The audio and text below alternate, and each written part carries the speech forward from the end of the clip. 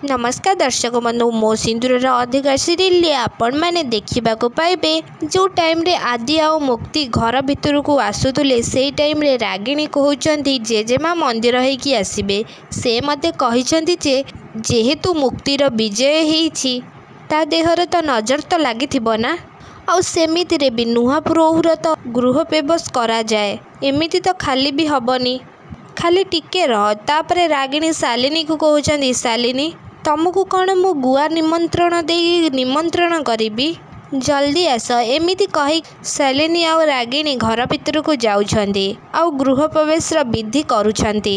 तापरे रागिणी आदि आउ मुक्ति को बंदापना करुछंती। तापरे रागिणी आदि मुक्ति को कहउछंती एथर दुई जण गृह प्रवेश कर। तापरे आदि मुक्ति दुई जण गृह प्रवेश करुछंती। ए सब देखिकी नताशा आउ शालिनी आउ धनश्री बहुत जोर रागी जाउछंती। तापरे आदि मुक्ति को रागिणी कहउछंती आदि तमे मुक्ति को लेकिन रूम को जाओ तार जहाँ दरकार मु ऊपर को पठे देबी।